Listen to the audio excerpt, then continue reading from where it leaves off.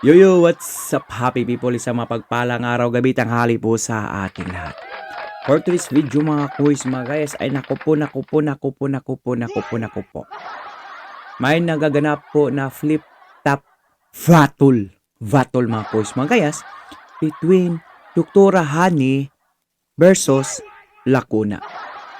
Yan po ang mapapanood natin sa video ito.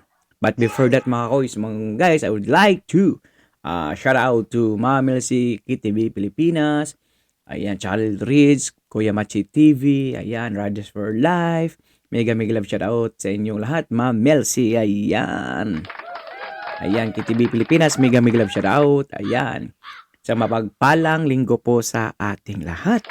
Oh, at lagi pong nakasubaybay sa atin sa tuwing magla-live tayo, mega love shout out to Ma'am Jane Fukuda, Ma'am Chiri Duzaki, ayan, Habuli ng Chicks, ayan, Sir Vicente, ayan, Ma'am Aurea Consino, ayan, mega love shout out po sa ating lahat mga boys mga guys. So without a further ado, pakinggan po natin yung flip top battle, ayan, ni Mayura mga boys mga guys. Tapos gagawin po natin yung tanong niya, sagot niya, okay? Kumbaga banat niya, ribat niya mga quiz mga gayas. Yun po ang gagawin natin mga quiz mga gayas. Para naman malaman nila na medyo nagsimang na po sila mga quiz mga gayas. Bakit? Kasi nakaraan mga 3 years ago, 4 years ago, 5 years ago, ay puring-puri ang lahat yan kay Yormis Comorino. Pero anong nangyari ngayon mga quiz mga gayas? Mukhang napakasama na po sa tingin nila si Yormis Comorino. Bakit kaya? Dahil sa ambisyon diyan sa pamumuno diyan sa City of Manila. Iba ka nga mga quiz mga gayas. So, tingnan po natin rebat na mga quiz mga gayas. Ayan. Lacuna versus Doktora.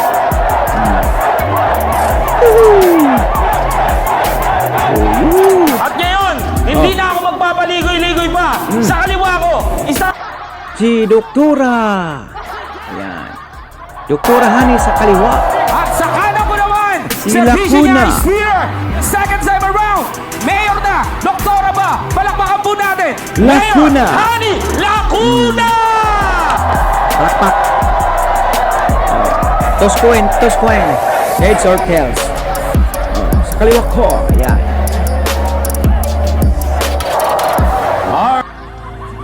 Yan na. Onang banat. Yung work ethic niya. Kasi syempre, that says something about what he's able to accomplish. Yung kind of work niya, like, in a regular day, anong energy levels niya, paano niya nagagawa yung mga ginagawa niya? Ang hirap kasi Noon yan. nga namin, ayan na naman, nag-a-addict na naman sa trabaho, si Mayor. Kasi si Mayor kasi is somebody na Workaholic. when he puts his heart into something, talagang sobra yung tutok niya. Talaga ba? Laban niya noon. Si Pogi lagi sinasamahan. Yung tanong niya, ribat niya ngayon mga kois mga guys. Tanong niya noon, ribat niya ngayon. Si Pogi daw. Pero bakit ngayon, sinasaksak kami ng talikuran? Alright. Wala namang sinabi kundi manira ng manira. Pero tayo, ang nagbabayad. Sino bang manira ng manira? Pagkakalam po natin sa yung unang sumigaw, "Huwag ka nang babalik! Huwag ka nang babalik! Ako ang babalik! Wala nang babalik!" Oh, siya. Nagpa-interview siya. Anong binanggit niya una? Utang. 17 billion na utang. Nakala mo naman, wala siyang alam, di siya pumirma. Palakpakan. Ribat niya ako sa mga. Nang iniwan niyang bilyong utang sa Maynila. Pangako! Ang totoo niyan, yabang, utang, takbo, sabay iwan. But don't worry, walang nga. Kami na ang gumawa ng paraan.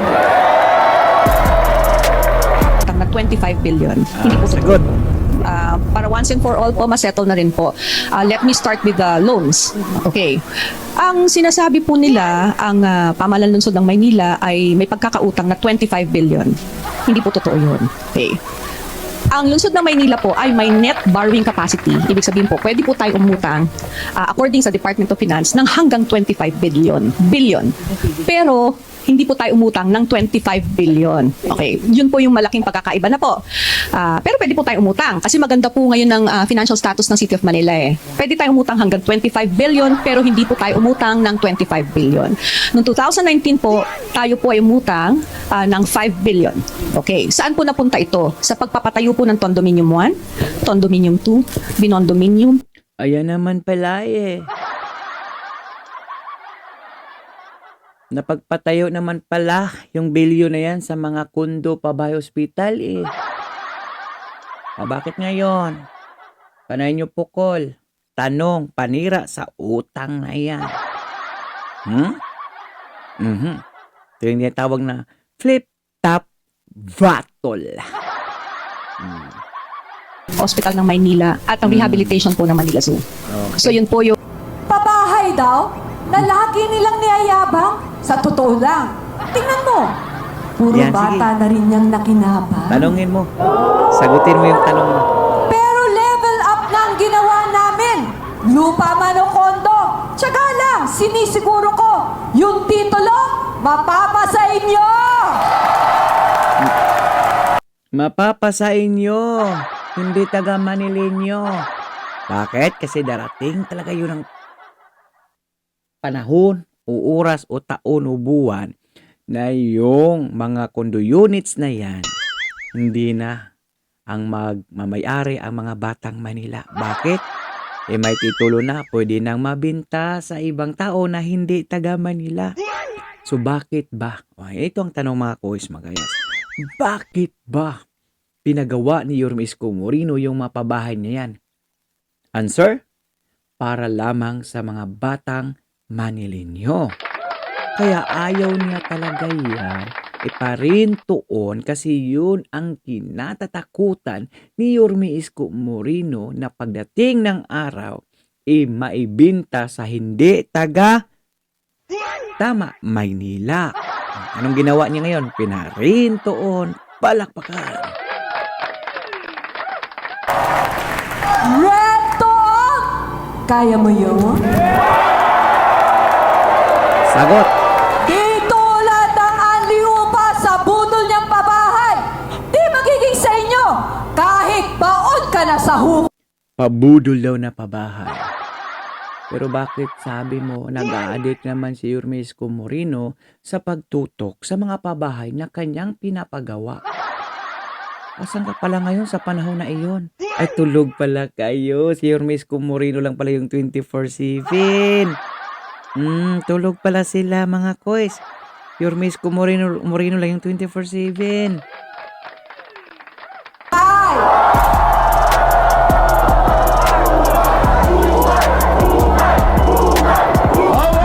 Utang. Tahimik! Ang sagot. okay, saan naman po Doktora. napunta yung 10 billion? Yung 10 billion po napunta sa tatlong eskwelahan, yung Albert Elementary School, Rosauro Tumpak. Almario, and the Manila Science High School. Yung Tumpak. pagpapagawa po ng tatlong eskwelahan. And 3 more pabahay projects, San Tumpak. Lazaro Residences, San Sebastian, and Pedro Hill. Tumpak. 10 billion po. So in total, 15 billion. Okay.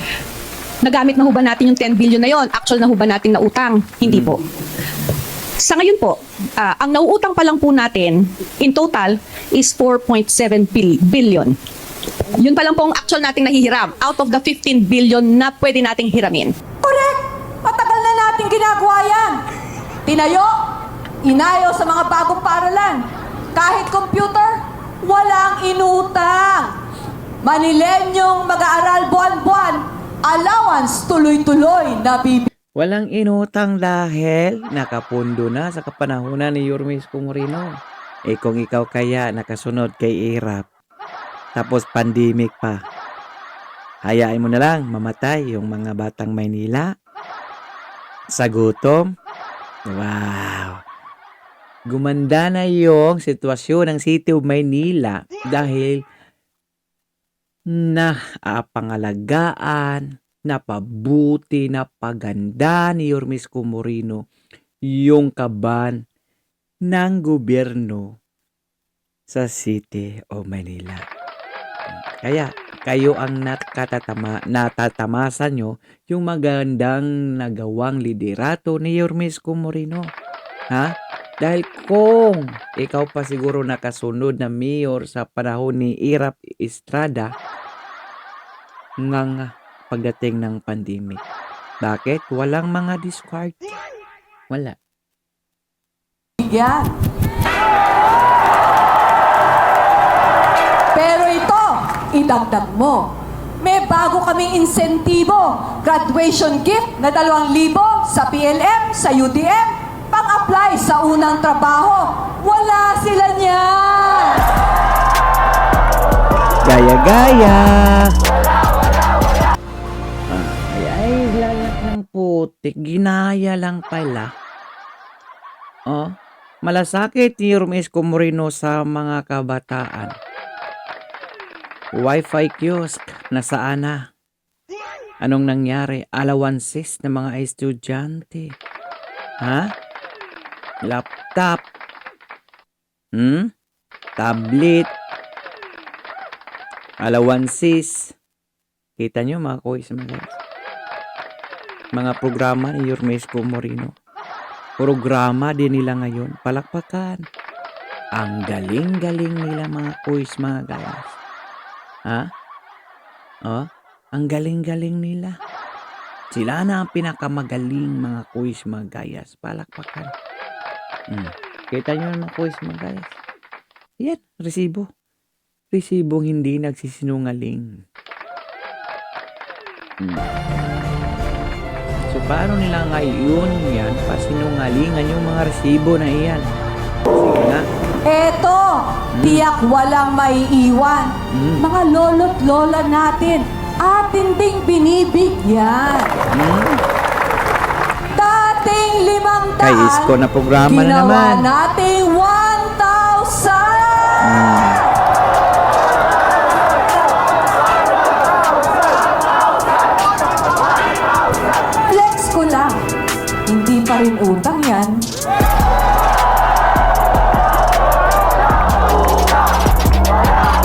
Alright. Move on na tayo sa mga tao. Paano naman ang trabaho? Eto ang totoo. Nasa termino ko, tripling katao may hanap buhay. Di tulad nung panahon nung nauna na puro pabibo. Etong huling taon, 30,000 Manilenyo. Totoo ang pag-asenso. Nabigyan natin ang trabaho. Lagi kang kasama at may kalinga sa iyong gobyerno. Malasakit sa walang trabaho. Di ba yan ang gusto nyo?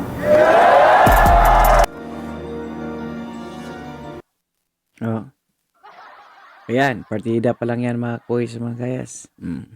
Jobs for senior citizen and PWDs mga kuys, mga kayas.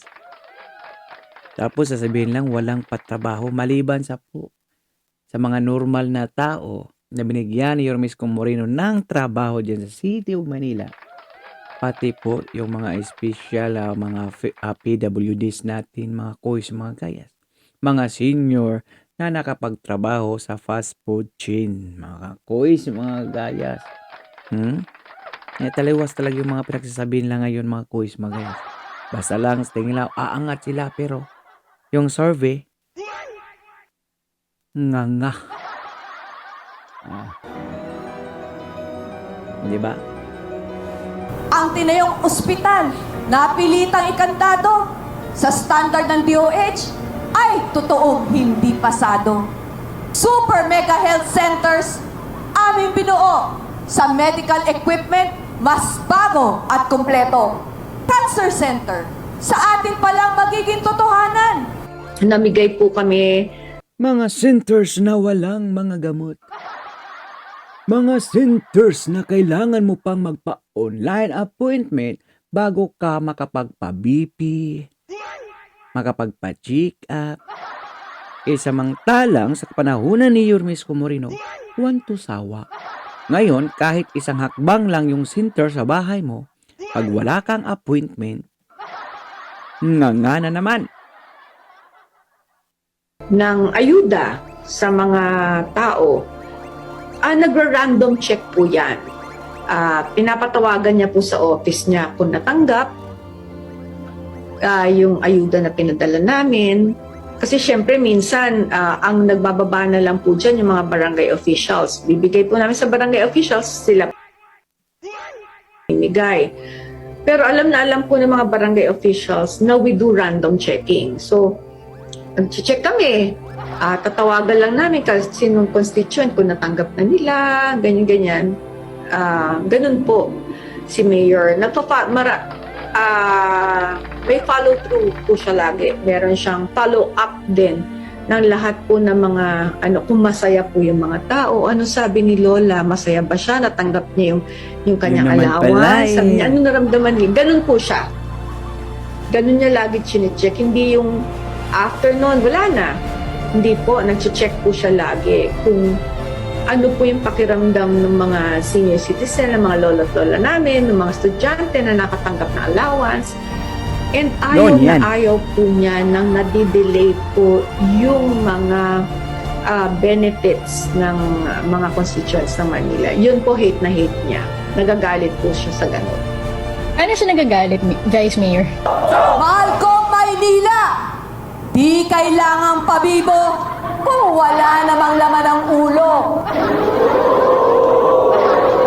Wala daw naman ang utak? nating gawin ang ating mga trabaho. Hindi kailangan papogi sa dami kong resibo. Mayor Isko Moreno Dumagoso, maraming salamat po sa inyo. Boss, Ano? umasa ka. Ano ang asahan namin? Hindi ko po kayo bibiguin. Oh, ba't binigo mo ngayon? Huwag kayong bumalik!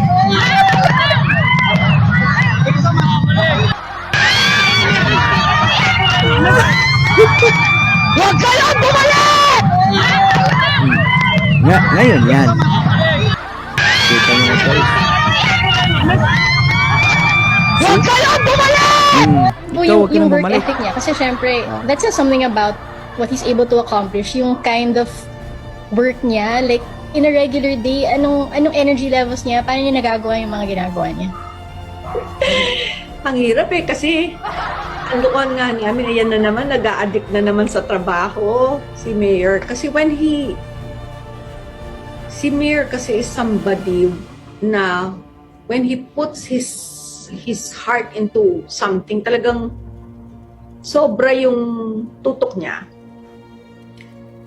During his spare moments when he's Yun all naman alone pala eh. or when everyone else is quiet. Halimbawa, kaming dalawa lang po. Kahit we're in the same room, makikita mo siya na nag-iisip. Tapos bigla na siya, ate, well, O, ba't sinabi mong walang utak? Walang laman yung utak. Parang sinabi mong bubo. Baka taliwas yata sa mga papuri mo noon. he calls me ate. Ano sa tingin mo ito? I-discuss niya sa akin. So, he always comes up with bright ideas. Sa totoo lang, kahit kami na nabibigla kami, saan na naman galing yun? Yung ganon. And then, he sees to it na talaga natututukan niya. Like yung 24/7 na drive-thru vaccination ngayon na nangyayari po sa City of Manila. Siguro, as we speak, nasa 13,000 na po nababakunahan namin. When we started last Friday, if I'm not mistaken, nasa 13,000 na. Pumupunta po siya every night. Chine-check po niya kung okay yung mga nagba-vaccinate, chine-check po niya yung mga nakapila. Pag hindi po siya nakapunta sa gabi, minsan, madaling araw, nandun pa rin siya. Wala siyang oras. Kaya lahat po kami na nakapaikot kay Mayor, lahat kami on call. Lahat po kami on call. Kasi pagka naisip po niya na maglilibot siya, any time of the day, he will do it. He will do it talaga. So, it's very difficult for us to be caught off guard. Kasi ganun po siya eh. Kahit mag-isa lang yan, maglilibot niya. Just to check, halimbawa, yung mga condominium, kung on time, yung project, kung mahihit namin yung aming target, ganun po siya. At saka, everyday po yan nangungumusta. For example, namigay po kami ng ayuda sa mga tao. Nagra-random check po yan. Pinapatawagan niya po sa office niya kung natanggap yung ayuda na pinadala namin. Kasi syempre minsan, ang nagbababa na lang po dyan yung mga barangay officials. Bibigay po namin sa barangay officials, sila po ang mamimigay. Pero alam na alam po ng mga barangay officials na we do random checking. So, nag-check kami. Tatawagan lang namin kasi sinong constituent kung natanggap na nila, ganyan-ganyan. Ganun po si Mayor. May follow-through po siya lagi. Meron siyang follow-up din ng lahat po ng mga, kung masaya po yung mga tao. Ano sabi ni Lola? Masaya ba siya? Natanggap niya yung kanyang allowance? Sabi niya, ano naramdaman niya? Ganun po siya. Ganun niya lagi chinecheck. Hindi yung after nun, wala na. Hindi po, nag-check po siya lagi kung ano po yung pakiramdam ng mga senior citizen, ng mga lolo't lola namin, ng mga estudyante na nakatanggap na allowance. And ayaw na ayaw po niya nang nadidelay po yung mga benefits ng mga constituents ng Manila. Yun po, hate na hate niya. Nagagalit po siya sa ganun. Ano siya nagagalit, Vice Mayor? Ay, pinapatawag niya po yung mga people involved. Talagang sasabihin niya, ano nangyari? Ba't ganyan, ganyan, ganyan? Pagagalitan po niya talaga. And ang habit po ni Mayor, yung kanya pong Facebook page, ni Isko Moreno, talagang chinecheck po niya yung mga comments. Tapos ang ginagawa, yes, chinecheck po niya yan. And then, makikita po niya doon kung may mga concerns. Halimbawa po, meron po dito hanggang Yun ngayon, naman hindi pa pala naayos yung eh. poste ng ilaw. Halimbawa po, may thread po ang lahat ng department heads, including po sa akin. Tapos, i-call po niya yung attention ng department head.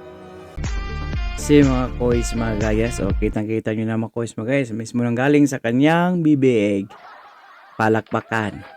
So, ano po ang inyong mga opinion o reaction sa flip-top vatol na ito mga kois mga gayas?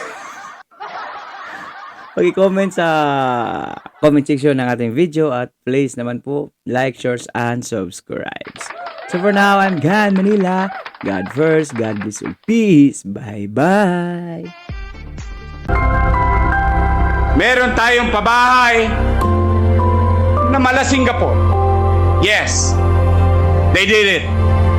Lee Kuan Yew did it. 50 years after, simula nung pinisa ni Leo, wala nang squatter sa Singapore. Now, we will build almost the same. Not only in our country, but also a Singapore-like public education facility.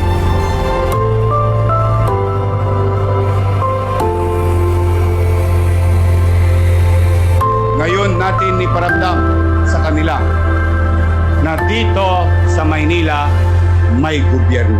Manila!